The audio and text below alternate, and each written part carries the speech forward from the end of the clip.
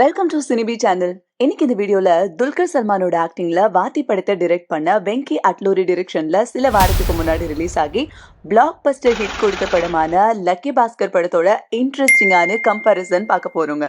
வாங்க வீடியோக்குள்ள போலாம். தியேட்டர்லயும் சரி ஓடிடிலயும் சரி சக்கப்போடு போட்ட இந்த படத்தை பாராட்டாதவங்களே இல்ல. லக்கி பாஸ்கர் படம் பார்த்த எல்லாருமே ஸ்கேம் 1992 சீரீஸை போய் அகைன் ரீவிசிட் பண்ற அளவுக்கு share market and bank receipt ஸ்கேம லேமேனுக்கு கூட புரியுற மாதிரி ஒரு இன்ட்ரெஸ்டிங் நரேட்டிவ்ல நல்ல விறுவிறுப்பான ஸ்கிரீன் பிளேயோட நமக்கு டெலிவரி பண்ணிருப்பாங்க. அப்படி இந்த லக்கி பாஸ்கர் படத்துக்கும் அமெரிக்கன் டெலிவிஷன் இண்டஸ்ட்ரி ஒரு கலக்குன பிரேக்கிங் பேட் சீரீஸ்க்கு இருக்க சிமிலர் பேட்டர்ன்ஸை எக்ஸ்ப்ளோர் பண்ண போறோம். குறிப்பா சொல்லணும்னா லக்கி பாஸ்கர்ல வர பாஸ்கர் கேரக்டருக்கும் வால்டர் ஒயிட் கேரக்டருக்கும் நிறையவே சிமிலரிட்டிஸ் இருக்கும். வெங்கி அட்லூரி பிரேக்கிங் பேடோட மிகப்பெரிய ஃபேனா இருப்பாரு போல. அதான் வால்டர் ஒயிட் கேரக்டரோட ஆர்க்ல லக்கி பாஸ்கர் கேரக்டரை டிசைன் பண்ணிருக்காரு. இந்த கம்பாரிசனை தான் இந்த வீடியோல டீட்டெயிலா பார்க்க போறோம். வீடியோவை ஸ்கிப் பண்ணாம ஃபுல்லா பாருங்க. முதல்ல இந்த பிரேக்கிங் பேட் கேரக்டருக்கும் லக்கி பாஸ்கர் கேரக்டருக்கும் என்ன சம்மந்தம் அப்படின்னு பாக்குறதுக்கு முன்னாடி உங்களுக்கு லக்கி பாஸ்கர்ல யூஸ் பண்ணிருக்க ஃபோர்த் வால் பிரேக் நரேட்டிவ்னா என்ன அப்படிங்கறத எக்ஸ்பிளைன் பண்றேன். சப்போஸ் தெரியாதவங்க தெரிஞ்சுக்கோங்க. ஃபோர்த் வால் பிரேக் அப்படின்னா பேசிக்கா புரியுற மாதிரி சொல்லணும்னா ஒரு கேரக்டர் ஆடியன்ஸ் கூட டைரக்டா பேசுறது. அதாவது அந்த கேரக்டர் பர்டிகுலர் மொமெண்ட்ல ஃபிக்ஷனல் வேர்ல்ட்ல இருந்து வெளியே வந்து ஆடியன்ஸ் நம்ம கிட்ட டைரக்டா எக்ஸ்பிளைன் பண்றது அப்படின்னு கூட சொல்லலாம். பிரேக்கிங் பேட் சீரீஸோட பேஸான ஸ்டோரி என்ன அப்படின்னு பார்த்தோம்னா, ஒரு காமன் மேனா இருக்க கெமிஸ்ட்ரி டீச்சர் வால்டர் ஒயிட் கேன்சர்னால ரொம்பவே எஃபெக்ட் ஆகி கீமோதெரப்பி எடுத்துட்டு இருக்காரு. அவர் நிலைமையும் சரி இல்ல அவங்க வீட்டோட பினான்சியல் நிலைமையும் சரி ரொம்பவே மோசமா இருக்கு. அவர் குடும்பத்துக்காக காசு வேணும்னு ரொம்ப பெரிய தேவையில இருக்காரு. அது மட்டும் இல்லாம அவரோட க்ளோஸ் ஃப்ரெண்ட் அவரோட எக்ஸும் அவரை ஏமாத்தி ரொம்பவே அசிங்கப்படுத்திடுறாங்க. இதனால வெறியாகி போன நம்ம வால்டர் ஒயிட் அவரோட ஓல்ட் ஸ்டூடெண்ட் பிங்க் ஜெஸ்மனோட சேர்ந்து இல்லீகலா மெத் அப்படிங்கிற ஒரு போதை பொருளை ப்ரொடக்ஷன் பண்ணி டிஸ்ட்ரிபியூட் பண்ண பிசினஸ்ல இறங்குறாங்க. அதனால அவருக்கு என்னென்ன பிரச்சனை எல்லாம் வருது அப்படிங்கிறது தான் மீதி இருக்க ஸ்டோரி. அதே மாதிரி லக்கி பாஸ்கர் படத்தோட ஸ்டோரி பேஸ் என்னன்னா, ஒரு சாதாரண பேங்க் எம்ப்ளாயி லக்கி பாஸ்கர் கழுத்தை நெரிக்கிற அளவுக்கு கடன் பிரச்சனை ஒரு பக்கம், அவன் பாத்துக்க வேண்டிய குடும்ப கஷ்டம் இன்னொரு பக்கம். அவன் குடும்பத்துக்காக இல்லீகலா பேங்க்குக்கு தெரியாம பண்ற நிறைய விஷயங்கள், அதனால அவனுக்கு வர பிரச்சனைகள் சவால்களை எப்படி சமாளிக்கிறான் அப்படிங்கிறது தான் மீதி ஸ்டோரி. பொதுவா ஸ்கிரீன் பிளேல ஒரு ட்ரிக் இருக்குங்க. ஸ்டார்ட் வித் பேங்கர் அப்படின்னு சொல்லுவாங்க. அதாவது படத்தை ஆரம்பிக்கிற ஓப்பனிங் கிரெடிட்ஸை எவ்வளோ இன்ட்ரெஸ்டிங்கா ஆரம்பிக்க முடியுமோ அந்த மாதிரி ஸ்டார்ட் பண்ணணுங்கிறது. அதை லக்கி பாஸ்கர் படத்தோட ஆரம்பத்திலேயே லக்கி பாஸ்கர் கேரக்டரை அரெஸ்ட் பண்ற மாதிரி காமிச்சிருப்பாங்க. நம்ம லீட் கேரக்டர் ஒரு பிரச்சனையில மாட்டிட்டு இருக்கான் அப்படிங்கிற மாதிரி தான் கதையவே ஸ்டார்ட் பண்றாங்க. சிமிலரா பிரேக்கிங் பேட்லயுமே வெரி ஃபர்ஸ்ட் எபிசோட்ல வால்டர் ஒயிட் கேரக்டர் பேண்ட் இல்லாம ஒரு ஹைவேல நின்று பதட்டமா ஒரு வீடியோ ரெக்கார்ட் பண்ற மாதிரி தான் ஸ்டார்ட் பண்ணிருப்பாங்க. ரெண்டு கேரக்டருக்கும் ஏதோ ஒரு முக்கியமான பிரச்சனையை காமிச்சு அதுல ஆடியன்ஸ் கதைக்குள்ள ரொம்பவே ஈஸியா கூட்டிட்டு போயிடுவாங்க. அது மட்டும் இல்லைங்க, கேரக்டரோட டிசைன் பார்த்தாலுமே லக்கி பாஸ்கர் கேரக்டர் ரொம்ப ஜென்யூனா ரூல்ஸ் கரெக்டா ஃபாலோ பண்ணிட்டு வாழ்ற ஒரு சாதாரண பேங்க் எம்ப்ளாயி. அதாவது நார்மலா ஃபேமிலி கூட சோஷியலி கரெக்டா இருக்கக்கூடிய ஒரு காமன் மேன். அதே மாதிரி பிரேக்கிங் பேட்ல வால்டர் ஒயிட் ஒரு ஸ்கூல்ல கெமிஸ்ட்ரி டீச்சரா வேலை செஞ்சுட்டு அவரோட ஃபேமிலி கூட நார்மல் லைஃப் வாழ்ற ஒரு டிபிக்கல் அமெரிக்கன் சிட்டிசன். ரெண்டு பேருமே ஒரு ஆவரேஜ் பினான்சியல் ஸ்டேட்டஸ்ல இருக்கவங்க தான். அதே மாதிரி பண தேவையுமே ரெண்டு பேருக்குமே ரொம்பவே இருக்கு. ஃபேமிலி ஃப்ரெண்ட்ஸ் மத்தியில பினான்சியல் இஷ்யூஸ்னால ஏற்ற தாழ்வுகள் இருக்கு. அப்ப ரெண்டு பேருக்குமே ஒரு பிரச்சனை வருது. லக்கி பாஸ்கருக்கு கடன் வாங்கின இடத்துல எல்லாம் இருந்து கொடுத்த காசை திரும்ப கேட்டு பிரச்சனை வருது. அதே நேரத்துல அவன் ஆசைப்பட்ட அசிஸ்டன்ட் பேங்க் மேனேஜர் ப்ரொமோஷனும் அவன் கையை விட்டு போகுது. அப்போ அவன் குடும்பத்தை எப்படி பாக்குறது அப்படின்னு தெரியாம முழிக்கிறான். அதே மாதிரிதான் வால்டர் ஒயிட்க்கும் கேன்சர் வருது.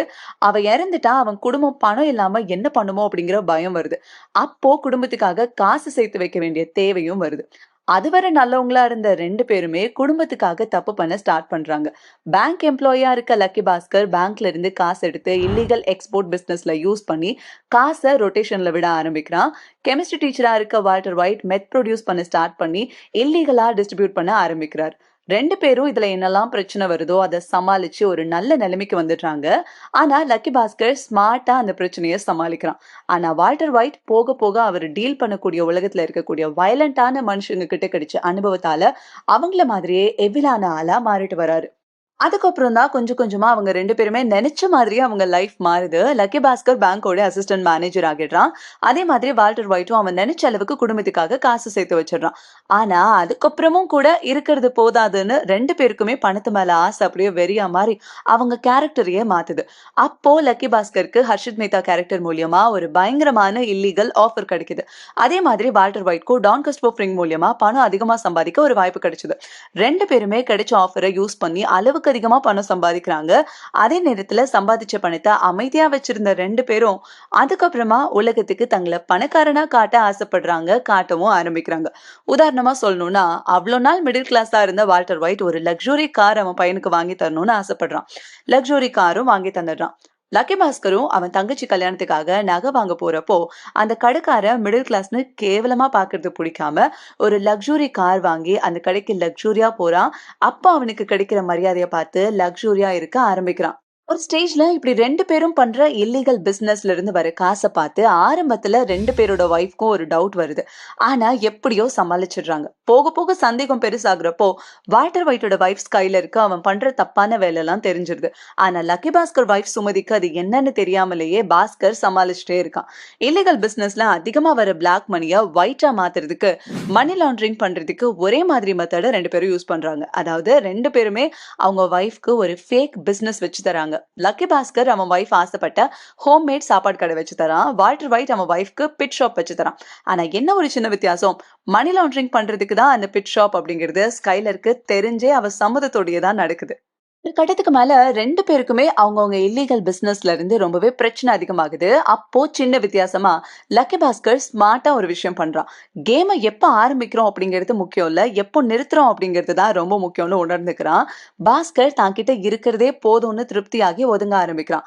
ஆனா வால்டர் ஒயிட் உண்மையான ஒரு பேடாஸ் கேங்ஸ்டர் ஆகிடுறான். வால்டர் ஒயிட்க்கு கைட் பண்ணக்கூடிய கேரக்டர் யாரும் அவன் கூட இல்ல. ஆனா லக்கி பாஸ்கரோட அப்பா அவனோட தப்பு எல்லாமே தெரிஞ்சு அதுல இருந்து அவன் தப்பிக்க ஹெல்ப் பண்றாரு. வால்டர் ஒயிட் பத்தி உண்மை தெரிஞ்ச உடனே அவனோட பிரதர் இன் லா ஹாங்க் அதை அக்செப்ட் பண்ணிக்காம வால்டர் ஒயிட்க்கு எகெயின்ஸ்டா ஒர்க் பண்றான். ஆமாங்க, எப்படி வால்டர் ஒயிட்க்கும் லக்கி பாஸ்கருக்கும் நிறைய ஒற்றுமைகள் இருக்கோ அதே மாதிரி இந்த 2 கேரக்டர்ஸ்க்குமே நிறைய கான்ட்ராஸ்டான விஷயங்களும் இருக்கு. ஏன்னா இந்த கூடவே இருக்க 2 கேரக்டர்ஸும் இவங்க தப்ப கண்டுபிடிக்கிறப்பதான் கதை கிளைமேக்ஸ்க்கு மூவ் ஆகுது. இங்கதான் லக்கி பாஸ்கருக்கும் வால்டர் ஒயிட்க்கும் டிஃபரன்ஸே ஸ்டார்ட் ஆகுது. லக்கி பாஸ்கர் இருக்கிறது போதும்னு திருந்தி அவன் அப்பாவோட ஐடியாவோட பிரச்சனையில இருந்து எஸ்கேப் ஆகிடுறான். ஆனா வால்டர் ஒயிட்க்கு அப்படி யாரும் ஹெல்ப் பண்ணல. அதனால பிரச்சனையில அவன் மாட்டி எல்லாத்தையும் இழந்து கடைசியில லூசர் ஆகிடுறான். இங்க வால்டர் ஒயிட் கிரே ஷேடட் கேரக்டரா இருந்து ஃபெயிலியரான கேரக்டரா முடிக்கிறாங்க. But lucky Bhaskar grey shaded கேரக்டரா இருந்து கொஞ்சம் திருந்தி வின்னரா முடிக்கிறாங்க. இந்த கேரக்டர்ஸ்க்கு இந்த ஒற்றுமை எல்லாம் இல்லாம இன்னொரு முக்கியமான மெயின் சிமிலாரிட்டி இருக்குங்க. Walter white and lucky Bhaskar initial ஸ்டேஜ்ல உடைஞ்சு ஹோப் இல்லாம இருந்தப்போ வால்டர் ஒயிட்க்கு ஹெல்ப் பண்ண வந்தவன் தான் ஜெசி பிங்க்மேன். அதே மாதிரி லக்கி பாஸ்கருக்கு ஹெல்ப் பண்ண வந்தவன் ஆண்டனி. ஆனா என்ன, அட்லீஸ்ட் லக்கி பாஸ்கர் படத்துல வர ஆண்டனிக்கு happy ending. But Breaking Bad OG Jesse பிங்க்மேனுக்கு ஒன்னா ரெண்டா எத்தனை சோகம், எவ்வளோ ட்ராமா. பாவங்க நம்ம ஜெசி பிங்க்மேன். சோ ஃபைனலா எப்படி விளையாண்டோம் அப்படிங்கறத விட எப்போ நிறுத்தணுங்கிறத பொறுத்து தான் ஒருத்தன் ஜெயிப்பான்னு லக்கி பாஸ்கர் சொன்ன மாதிரி லக்கி பாஸ்கர் கரெக்டான டைம்ல எல்லாத்தையும் நிறுத்தி ஜெயிச்சிடுறான். ஆனா வால்டர் ஒயிட் முடிஞ்ச வரைக்கும் தன் குடும்பத்தை சேவ் பண்ணி அவன் லைஃப துப்பாக்கி குண்டுக்கு பரிசா கொடுத்து அவன் வாழ்க்கையவே முடிச்சுக்கிட்டான். இந்த மாதிரி இந்த படத்துல நாங்க மிஸ் பண்ண வேற ஏதாச்சும் சிமிலாரிட்டிஸ் இருந்தா மறக்காம கீழே கமெண்ட் பாக்ஸ்ல சொல்லுங்க. இதே மாதிரி இன்ட்ரெஸ்டிங்கான அடுத்தடுத்த வீடியோஸ்க்கு மறக்காம நம்ம சேனலை சப்ஸ்கிரைப் பண்ணிக்கோங்க.